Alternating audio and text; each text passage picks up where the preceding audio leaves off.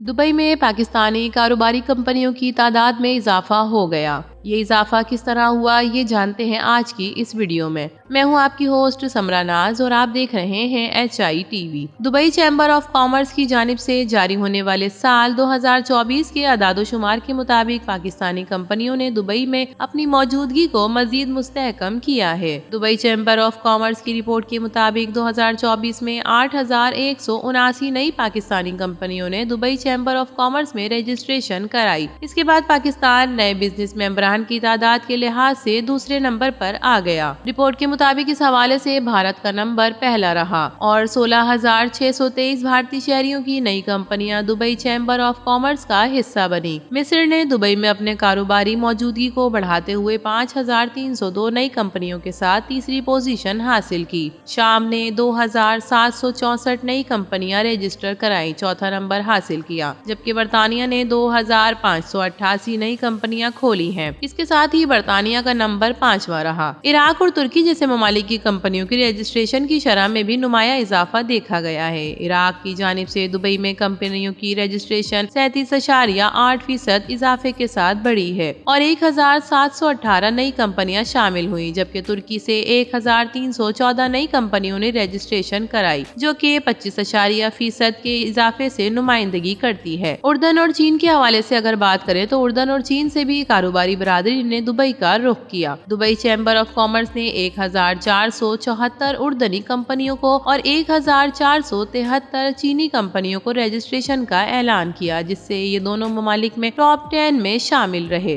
Dubai में register होने वाली नई कंपनियों में सबसे ज्यादा हिस्सा तिजारत और सर्विसेज टैक्स का रहा, जो कुल रजिस्ट्रेशन का 41.1% है, जबकि रियल एस्टेट, किराए और बिजनेस सर्विसेज के शोबे में 32.9% नई रजिस्ट्रेशन हुई। नई रजिस्ट्रेशन में तामीरात के शोबे का हिस्सा 10.5% रहा, जबकि ट्रांसपोर्ट और कम्युनिकेशन में 8% कंपनियां रजिस्टर्ड हुई। तो नाजरीन, आप में से कौन कौन दुबई में कारोबार का ख्वाहिशमंद है, कमेंट सेक्शन में जरूर बताइएगा। वीडियो पसंद आए तो इसे लाइक कीजिए, HITV को सब्सक्राइब कीजिए। तो फिर मिलेंगे किसी और नई वीडियो के साथ, तब तक के लिए अल्लाह हाफिज।